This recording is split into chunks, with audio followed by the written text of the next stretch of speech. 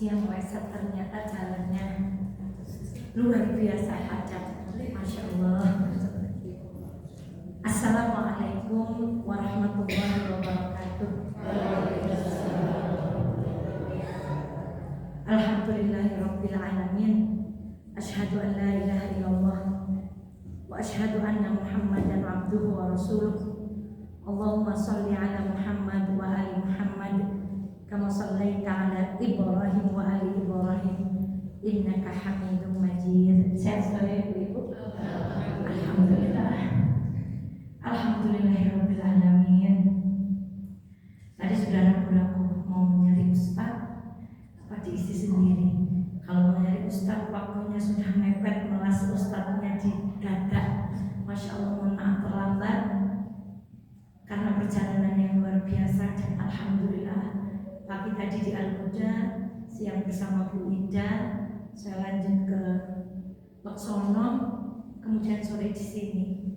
Bukan mau matur pada ibu-ibu, saya sibuk tidak, tapi saya kadang merenung, ya Allah, wis kaya ngono beruh ditambah, beruh boten. Maka Masya Allah, Rabbana taqabbal minna innaka antas samiul alim. Semoga setiap upaya kita dalam rangka untuk taat kepada Allah diterima oleh Allah Subhanahu wa taala. Shalawat dan salam semoga senantiasa terlimpah pada baginda Muhammad sallallahu alaihi wasallam. Kita tahu betul sesiapa yang melaksanakan 2 rakaat fajar maka pahalanya mendapatkan apa itu? Dunia dan seisinya. Itu 2 rakaat fajar dan itu sholat sunnah. Kalau yang sunnah saja dapat dunia dan seisinya, apalagi subuhnya. Maka lebih dari itu. Maka ibunda duduk kita sore hari ini adalah melaksanakan perkara yang wajib. Kata Rasulullah SAW, "Thalabul ilmi fardhatun 'ala kulli muslim." Kalau melaksanakan yang sunnah saja dapat dunia dan seisinya, apalagi melaksanakan perkara yang wajib. Maka insya Allah langkah ibu menunggunya ibu sambil baca Quran, Masya Allah, insya Allah menjadi catatan kebaikan di sisi Allah Subhanahu wa taala.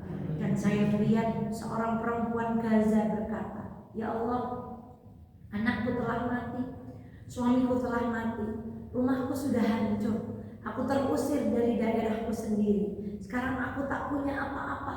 Kata perempuan ini, "Apalagi ya Allah, asalkan Engkau ridho, aku rela menerima semua ketentuan." Bayangkan, anak mati, suami mati, rumah hancur, uang habis, diusir dari negaranya sendiri. Tapi beliau berkata, "Apalagi ya Allah, asalkan Engkau ridho, kami siap menerima." Maka betapa nikmat hidup kita semua ini. Semoga kita tergolong orang-orang yang bersyukur kepada Allah Subhanahu wa ta'ala. Mari di waktu yang singkat ini kita buka bersama surah Al-Hasyr, surah yang ke-59 ayat ke-18 dan ke-19. Surah Al-Hasyr, surah yang keberapa? 59 ayatnya 18 dan 19. Boleh pakai HP, boleh menyimak pakai Quran. Kami baca. A'udzu billahi minasy syaithanir rajim. Diawali dengan kalimat ya ayyuhalladzina amanu. Huruf paling awal di ayat ini huruf apa? Huruf iya. Apa arti huruf iya di dalam Al-Quran? Huruf iya dalam bahasa Arab menunjukkan sesuatu yang dekat. Jadi umpami onten tiang nyelo, kalau manggilnya ya ayu itu bukan Eva gitu. Kalau Eva itu berarti Evanya di mana Bu? Jauh. Tapi kalau Mbak Eva itu Evanya di mana Bu? Dekat.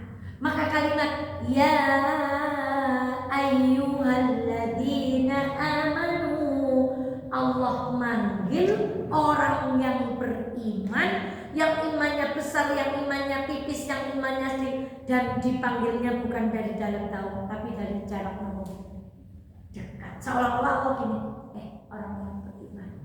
Kita ditimbali orang penting saja.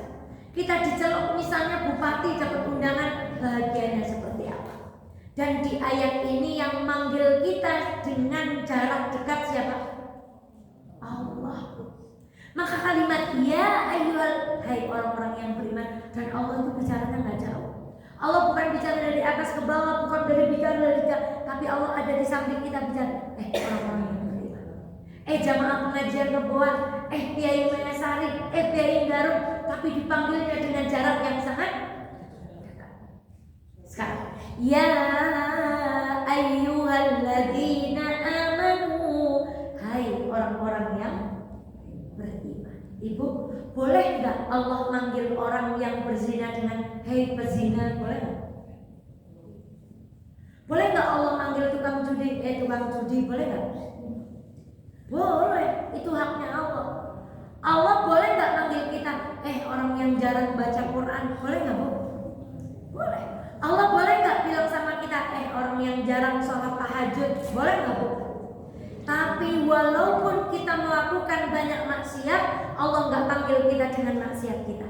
Allah nggak panggil, Eva tukang ngomong rateng ngelakoni. Allah nggak panggil saya begitu.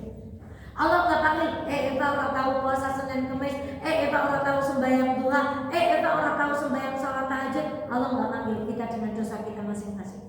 Tapi kali ini Allah memanggil kita semua dengan panggilan, wahai orang-orang yang beriman. Dan jauh atau dekat, Bu? Dekat. Itu panggilan ya ayyuhalladzina amanu. Dan berapa kali Ustadz menyampaikan, kalau ada kalimat di awal Quran bunyinya ya ayyuhalladzina amanu, maka belakangnya ada dua hal. Satu perintah, dua larangan. Satu apa, Bu? Yang kedua, kalau bentuknya perintah biasanya sulit dilakukan, dan kalau bentuknya larangan biasanya ditinggal sulit. Jadi setiap kalimat ya ayyuhalladzina amanu mesti belakangnya kalau tidak perintah maka apa? Larangan. Dan perintah dan larangan itu ujian bagi orang yang beriman. Kalau kita belajar hadis kita senang. Lakukanlah sholat duha, sholat tahajud, sholat 2 rakaat sebelum tapi kita lupa bahwa hadis itu bukan hanya anjuran, tapi hadis juga ada larangan. Perempuan jangan pakai baju yang transparan. Perempuan kalau pakai jilbab jangan sampai seperti punuk unta. Perempuan kalau pakai baju jangan ketat.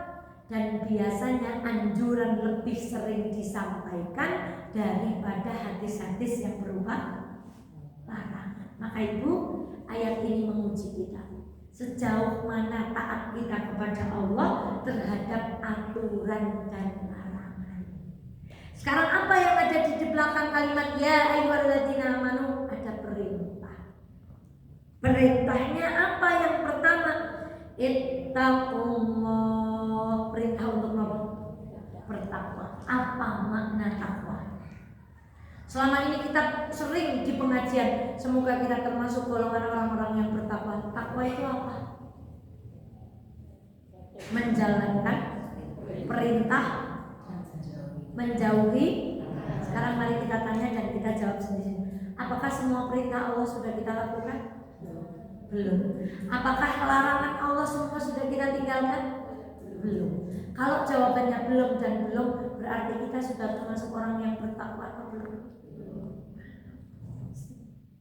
Padahal kalau kita mau belajar tentang ketakwaan, ya Allah, ganjarannya orang yang bertakwa yang paling sering disampaikan oleh guru-guru kita, wa may yattaqillaha yaj'al lahu makhraja wa yarzuqhu min haitsu la yahtasib. Siapa orang yang bertakwa akan diberi jalan keluar dan diberi rezeki dari arah yang tidak disangka-sangka. Nopo sih rezeki yang arah tidak disangka-sangka? Kata guru kami, orang yang bertakwa itu akan diberikan rezeki yang tidak nandur tapi panen. Coba, boten nandur tapi panen. Nate boten nandur gedang dijujuki gedang. Pun nate boten goreng tempe kemul dijujuki tempe kemul. Itu namanya tidak nandur tapi nopo. Dan itu rezeki orang-orang yang bertakwa. Masa kita nggak pengen dapat seperti ini?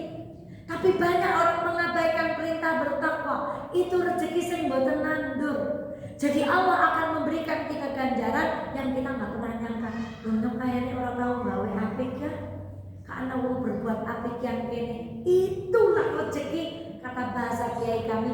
Kowe bakal entuk rezeki sing kowe ora nandur. Coba ibu. Padahal kadang-kadang kita nandur saja tidak panen. Maka ada pertanyaan, katanya kalau sedekah pasti diganti oleh Allah dengan berlipat-lipat. Kenapa sudah sedekah tapi belum berlipat-lipat? Karena barangkali sedekahnya tidak ada takwanya.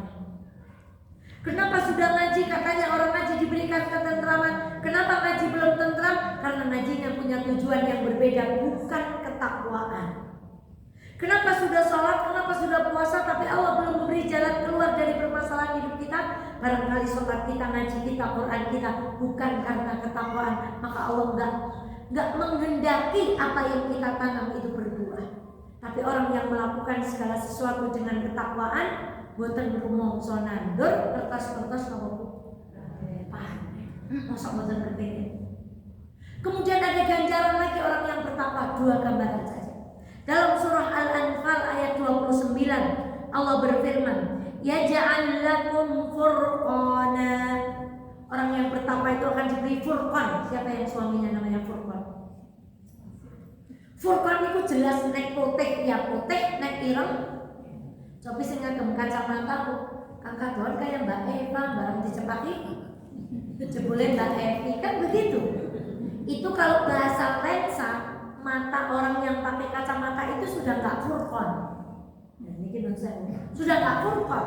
Karena kadang kacamata warna biru barang dicepaki jebule itu nggak furqan. Tapi orang yang bertakwa akan diberi furqan. Furqan itu apa?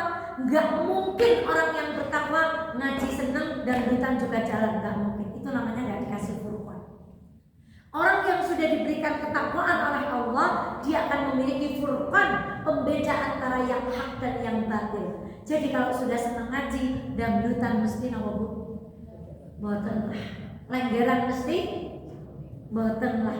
Barang boten halal mesti, boten lah. Timbangan tidak penuh pasti, boten lah. Sayuran diikat tidak jujur pasti, boten lah. Karena orang bertakwa itu punya furqan. Dan di dalam surah Al-Anfal orang yang mau bertakwa akan yukaffir ankum sayyi'atikum, akan dihapus dosanya. Mohon izin, kemarin saya ngaji dengan Kiai Tolib, ayahnya Gus Fahmi. Beliau bercerita, nalikane kecil dulu seneng nangkap kinjeng. Do you know kinjeng? Kinjengnya ditangkap, lalu matanya dipeletisi bu. Kata beliau tuh dulu saya kecil tuh kinjeng itu tak peletisi mereka. Setelah dipeletis, kinjengnya diapakan? Dicolak. Maburnya repot. Kan maburnya oleh karena matanya apa? Buta. Kalau tidak ada pengampunan dosa karena kita bertakwa, orang yang bertakwa kan dosanya akan dihapus. Besok kata Kiai Tolib, besok di akhirat saya akan diadang kinjeng. Yang ketika zaman kecil kinjengnya sejari saya, besok di akhirat kinjengnya segede Kiai Tolib dan Tolib gedenya sekinjeng. Kemudian kinjeng-kinjeng yang saya peletisi matanya akan berkata kepada saya, "Lek, jeke mbiyen nang donya meletisi mripate nyong, gantian siki mripate tak." Itu kata beliau, ya Allah, kalau tidak ada pengampunan dosa, gara-gara kita istighfar, gara-gara kita minta ampun, gara-gara kita duduk di majelis ilmu, semua keburukan kita pertanggungjawabannya di akhirat. Apa benar begini? Maka kemudian kayak kita kata Kiai Tolib, kula untung onten kabar nek gelem bertakwa dosane aja dirama. Maka besok saya nggak akan dioyok-oyok pinjeng kata. Lalu kita bayangkan ya Allah, dosa ling gelendengi, ling maido, ling gersulol, ling jepatut, ya Allah, kalau tidak diampuni karena ketakwaan kita, di antara upaya takwa kita adalah duduk di majelis ilmu, besok kita tanggung jawab di akhirat. Saya ya Allah ya. Allah memberi kabar ittaqullah. Kamu bertakwa sekuatmu. Pokoknya larangan Gusti Allah aja tambah, perintah Gusti Allah sekuatnya lakukan. Maka dosamu akan kuampuni, tidak akan aku tuntut lagi di akhirat. Bener buatan pengen. Tapi banyak orang mengabaikan perintah takwa ini. Kemudian apa setelah takwa? Ya ayyuhalladzina amanu. Tadi saya pulang dari Wonosobo naik motor, tak apalnya terus. Ya ayyuhalladzina amanu taqullah. Lanjutannya apa? Wal tanzur nafsum ma qaddamat lighad. Apa terjemahnya? Dan hendaklah setiap orang memperhatikan apa yang telah diperbuatnya. Wal tanzur, deloken gitu pokoknya. Teliti, amati apa yang telah kalian perbuat di masa lampau, lighadin. Dari pagi saja. Wow ending bar sholat subuh nopo. Tadi pagi anak saya dilarang ngompol. Sebelum tidur sudah ayo pipis, nggak mau. Tangi dulu langsung dipaidosi, dibilangin bunda suruh pipis tadi malam, nggak mau. Akhirnya ngompol, harus nyuci-nyuci. Ma itu anaknya nggak sempat sholat fajar karena mandiin si kecil, ngompol. Buat hasil sholat subuh orang kayak dikir anaknya wes nangis. Lebaran apa? Itulah muhasabah. Nggak usah yang tahun lalu tahun dulu, tadi pagi aja. Berapa maksiat yang kita lakukan? Wal tanzur nafsum ma qaddamat. Belum dulu. Saya kalau lihat foto mantenan saya, ya Allah, banget. Walisnya dikerek, ngagem bulu mata. Kan di badai katulistiwa kudume lebawakan mriki, jadi kene tutup rasanya tua banget. Min. Kalau foto mrikine pengen apa Bu? Kebuka, rasanya enom cantik, janji dadane ketutup rasanya tua. Mulane kula mboten masang foto mantenan, rek bantu. Saya kemarin beli bubur bareng siapa ya? Bude siapa itu yang jualan bubur di bawah Bu? Saya tuh dari Kalipa sampai Sultan beli bubur di situ. Terus Bude jualan bubur dari tahun berapa sih? 2003. Oke, terus beliau matur, tapi dulu saya jualannya lucu banget Bu. Nanti berarti Bude, terus saya kuciran. Berarti belum pakai apa Bu? Ya memang dulu kan belum ngomong pakai jur saya ini paling boten napa-napa Bude kenging nggih lucu-lucu. Coba Ibu lihat fotonya Ibu yang zaman itu. Terus ketika Ibu berpakaiannya masih cara apa Bu? Ini imut banget ya Bu. Sekarang wal tanzur nafsum ma qaddamat lighad. Niki ngantos sampai satu ayat saja. Menurut penelitian, umur kita itu separuh digunakan untuk tidur Bu. Jadi kalau Mbak Eva umurnya 40 tahun, yang 20 tahun gini mbok ketiduran teng majelis taklim, mbok ketiduran kali sholat tarawih, mbok ketiduran teng motor. Pokoknya separuh umur kita menurut penelitian digunakan untuk apa? Tidur. Berarti turah pinter 20 tahun. Sekarang dari 20 tahun umur kita misalnya diambil rata-rata 40 tahun, yang digunakan untuk ibadah berapa tahun? Katakan kita nggak pesimis, sudah 50%, berarti berapa tahun? 10 tahun. Hanya digunakan untuk ibadah. 10 tahun yang lain digunakan untuk apa? Ke kamar mandi, pipis, pasar, kondangan, apa-apa. Sekarang pertanyaannya, dari 10 tahun kita gunakan untuk ibadah, berapa tahun yang ikhlas? Oke, 5 tahun. Pertanyaannya, dari 5 tahun yang ikhlas, berapa yang akan bertahan sampai kita mati husnul khotimah dan tidak ambrol ganjarannya digoda setan? Tadi umur saya berapa Bu? 40. Sisa 5 tahun. Itu yang ikhlas kalau sampai husnul. Kalau digoda setan tergoda, yang 5 tahun itu juga ambrol. Lalu kita pulang kepada Allah bawa apa? Wal tanzur nafsum ma qaddamat lighad. Ayo kita muhasabah. Sudah seberapa jauh? Kenapa Allah katakan lighad untuk besok, untuk akhiratmu? Akhirat kan terjadinya masih kapan-kapan. Tapi di dalam bahasa ini Allah katakan lighadin, untuk besok, seolah-olah kiamat akan terjadi kapan? Besok. Kenapa Allah menggunakan kata-kata besok?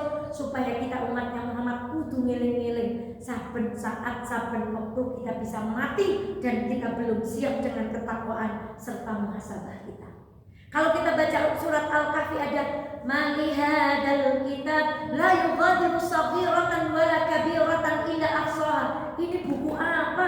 KBK dicatat, baik mlerek, baik nang ati.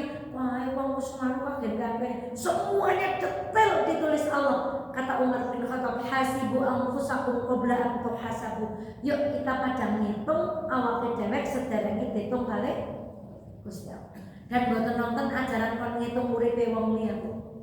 Enggak ada ajaran kita buka sih wis ngaji kayak enggak ada perintah untuk kita menghisap orang lain. Adanya ya Allah nyampe semene tahun ngaji kayak coba Bu, berapa tahun kita ngaji ribuan, berapa tahun yang ikhlas? Berapa tahun yang diterima? Berapa tahun ilmunya yang masuk dan hari ini masih kelingan Bu? Itu namanya muhasabah. Untuk apa lihat? Berapa banyak pemuda yang sore malamnya masih tertawa, besoknya kain kafannya sudah diterima. Berapa banyak bayi yang kita harapkan hidupnya lebih panjang, tahu-tahu bayi itu masuk ke liang lahat terlebih dahulu. Allahumma sholli ala Muhammad. Maka hitung sebentar lagi bulan Muharram. Orang akan ramai santunan yatim, peringatan tahun baru Islam, pengajian memperingati tahun baru Hijriah, pawai kebiar. Pawai ini sini nomor Bu. Mestinya awal Muharram menjadi momen untuk kita mengaudit dan bermuhasabah. Non saya. Lek ngaji teng mushola Fatimah, lek Aisyah, lek Fatayah, lek Muslimat, berapa tahun yang diterima oleh Allah? Sholat kita yang ribuan rakaat, berapa rakaat yang diterima oleh Allah? Sujud kita yang ratusan kali, ribuan kali sujud, berapa sujud yang diterima oleh Allah Subhanahu wa Ta'ala? Itu yang akan jadi bekal kita. Maka kita butuh sekali satu doa, Rabbana taqabbal minna innaka. Ya Allah tolong ditakdir. Kemudian apa setelah kalimat itu? Wattaqullah. Loh, tadi di depan sudah disuruh bertakwa, sekarang di belakang disuruh bertakwa. Kalau ada kalimat yang diulang 2 kali dalam satu ayat, menurut Al-Quran menunjukkan itu adalah perkara yang sangat penting. Dok, bunda pembahasan gandum nggih sing mereke Cakra. Anaknya mau keluar balani maneh. Aja kelalen ya, sing mereke. Berarti ibu tidak ingin merek yang. Kalau Allah mengatakan di awal ittaqullah, terakhir sebelum ditutup wattaqullah, ada 2 perintah yang sama menunjukkan bahwa perintah bertakwa itu sangat-sangat ditekankan oleh Allah. Dan terakhir ditutup dengan innallaha khabirun bima ta'malun. Satu kalimat khabir. Khabir itu artinya detail, teliti. Boten-boten sing kelewat kali Gusti Allah.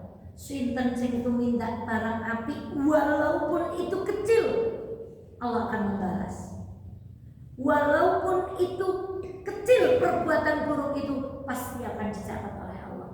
Ini sekaligus hati-hati dan ini sekaligus kabar gembira. Ampun khawatir. Kadang-kadang kita berbuat baik, orang nggak bisa ucapan terima kasih, itu manusia. Tapi Allah nggak akan melupakan kebaikan kita. Jangan khawatir. Kalau ada orang menggolimi ibu, ya Allah, misqala dzarrah, walaupun itu kecil, Allah nggak akan luput, pasti kedolimannya dicatat, pasti akan dibayar. Ini kabar gembira untuk kita. Jangan takut didolimi, kedolimannya pasti dibalas oleh Allah, karena Allah punya sifat namanya khabir. Apa tadi khabir? Detail, teliti terhadap setiap perbuatan manusia. Satu-satu Allah tahu mana baiknya, mana buruknya, yang disembunyikan, yang ditampakkan, yang ditutupi, yang dibuka, semuanya Allah tahu. Allah tahu yang ada di dalam hati kita. Innallaha sami'un basir. Kemudian ayat yang terakhir 3 menit menjelang maghrib, ayat yang berikutnya wala takunu kalladzina nasullah. Jangan kamu menjadi orang yang lupa kepada napa maksudnya lupa kepada Allah? Go ngaji, boten lah.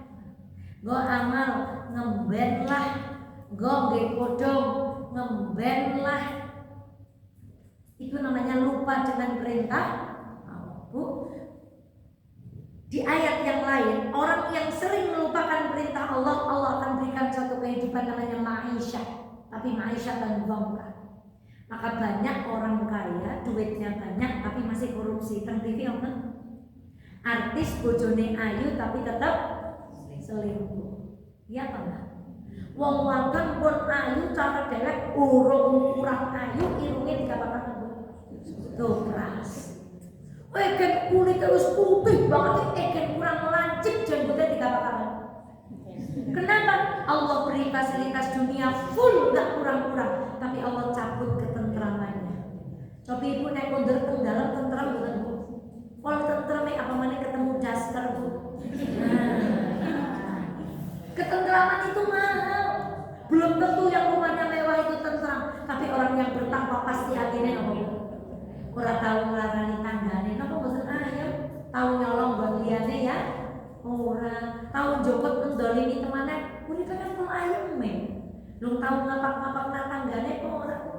Tapi ada orang kaya korupsi karena hatinya enggak apa Bu. Sekarang pertanyaan, Ibu milih sokene mboten tenter napa milih biasa mawon ning tenter? Sokene. Maka itu ketenangan. Maka salah satu orang berjuang itu ya Allah bulan nyuwun tenang. Ayem tindak pun dimawon pipun Bu. Wong nek duwe dosa, duwe salah harap ketemu kae reko. Pan menganah nyok ora penak karo Bu. Kalau kita hidupnya itu penuh dengan ketakwaan, enggak pernah menyalahi orang, tindak pun dimawon boleh gegah Bu. Harap mengkater ya harap diwong korupsi Kak. Harap ketemu sinten mah, lah orang ngapa-ngapa yang tenang baik. Anak kerusuhan, dan tenang aja wong kita enggak. Itu orang ayu. Dan insya Allah kita semuanya orang-orang ayu. Nek boten ayu mrene pun iki tambah pinten kilo timbangan orang medun. Orang saking ayu men. Nek beda kali ayu kali deblek ya kok. Masyaallah. Ayem. Wong beriman itu pasti ayem. Kenapa? Kalau kamu melupakan Allah, lihat balasannya. Bukan Allah melupakan kita, tapi kata Allah, wong sing kelalen karo Gusti Allah, Allah bakal gawe dekne kelalen karo awake dhewe. Apa maksudnya? Orang yang lupa kepada Allah, dia akan lupa maslahat untuk dirinya. Amal itu untuk siapa?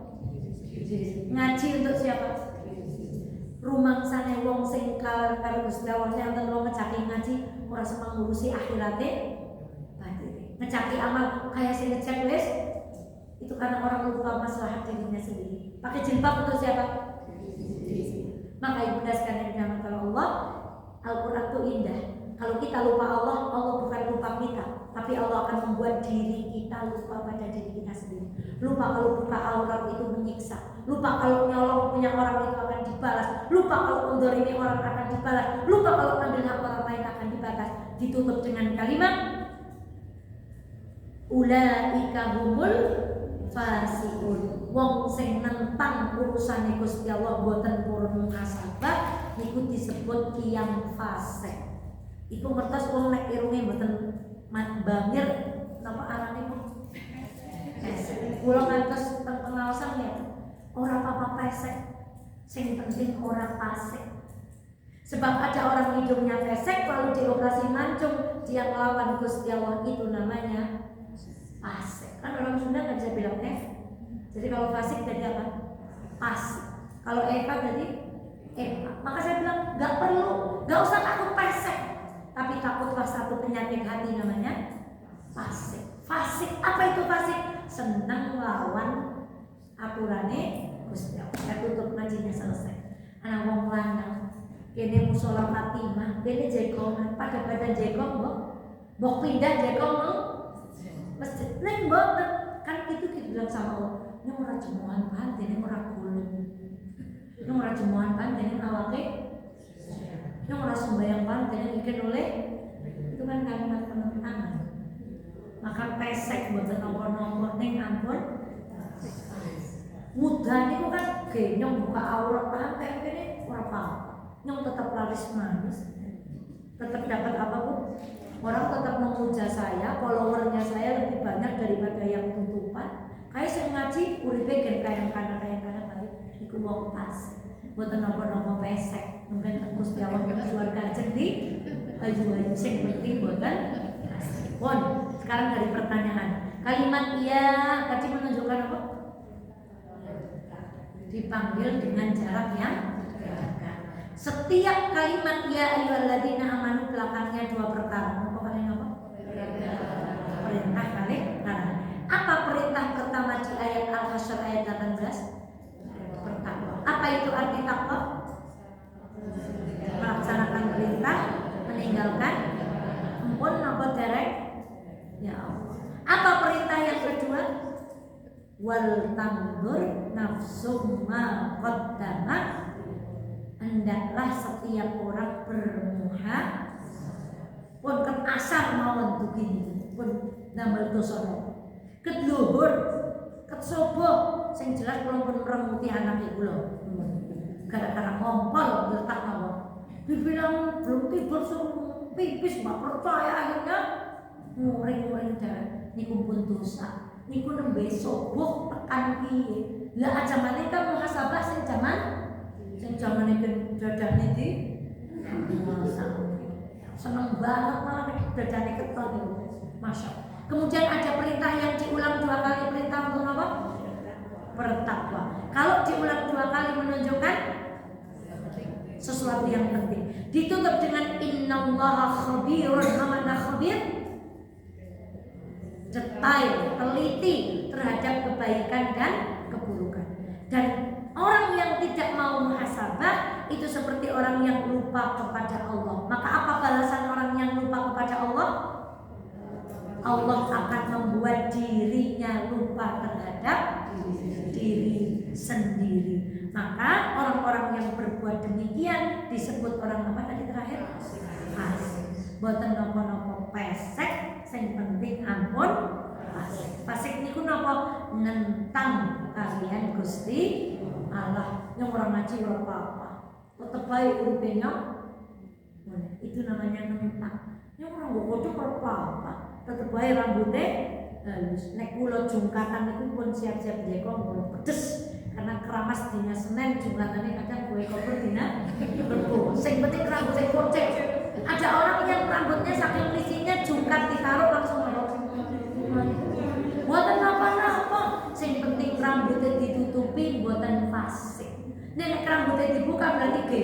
Yang rambutnya dibuka buang aurat orang anaknya yang disambar geledek kan ngoten. Berarti itu nantang kalih Gusti. Ini ayat muhasabah, cara bahasa KPK-nya ini ayat audit. Nah, maka ayo pada mengaudit diri sendiri, dosanya kali sinten mawon. Ibarat paling sering dosa kali sinten. Dikapak-kapak meneh bojone. Remuti napa meneh. Yo, dikapak meneh. Kon melayani ora? Lah, dikongkon kapan nunggu? Itu sih ibu nggak kita wong sing paling kathah kita perlu audit kesalahan kita. 1 kepada suami, 2 kepada anak-anak, 3 kepada orang tua, 4 kepada tetangga dan seterusnya. Coba diaudit. Ya Allah, nek mboten niku mboten bakalane wong ngaji kebangga. Alhamdulillah yang ngaji orang, tapi akan astagfirullahaladzim. Yang wis ngaji banyak aneh karo bojone cok. Bojone sekecap dijawab berkecap. Kadang saya kalau marahin anak saya tuh ya Allah astagfirullah. Tidak ada disorting kalau ujune kata-katanya itu kalau dimeterin lebih panjang daripada meteran PLN dan PDAM. Wek sing domai tatae 5 ya Allah. Allahumma sholli ala Muhammad. Ayat audit, ayat muhasabah untuk menghadapi kita di tahun baru ini. Semoga tahun depan kita diberikan kehidupan yang lebih baik, hati yang lebih baik, hati yang lebih siap melaksanakan kebaikan dan dijauhkan dari segala maksiat. Ibu, saya mohon ikhlasnya. Kalau ibu tadi tidak ikhlas, saya akan dikejar-kejar besok di akhir nanti. Diikhlaskan ibu. Jadi ada Mbak Ida dapat pahala baca Quran. Yang seharian belum baca Quran tadi baca Quran, masya Allah, pasti semua ada hikmahnya. Padune dulu alasan ngomong telat, masya Allah. Dan pangapunten, semoga ada manfaatnya, utamanya untuk yang bicara dan untuk yang mendengarkan. Al-Hasyr ayat berapa? 18 dan enjang neken kultum teng Allah sudah siap. 2 ayat saja. Namanya ayat apa? Ayat audit atau ayat 5. Sebagai penutup, tadi ada anak SD APF apa ya di bawah? Dia tuh minta-minta. Oh iya, jebule dia mungkin mau bilang, ternyata Ustazah Eva malah gini. Assalamualaikum. Mereka gini Bu. Kalau isi nih Bu. Maaf ya Ustazah Eva lupa. Ya terus mereka bisik-bisik kan kita laki-laki. Dia kan perempuan. Ya Allah, saya malu tapi saya bangga. Ya Allah. Nah kok saya gini kok malah. Padahal anak kecil, Masya Allah. Semoga jadi anak-anak yang soleh, semua jadi anak-anak yang qur'aniyun. Assalamualaikum warahmatullahi wabarakatuh.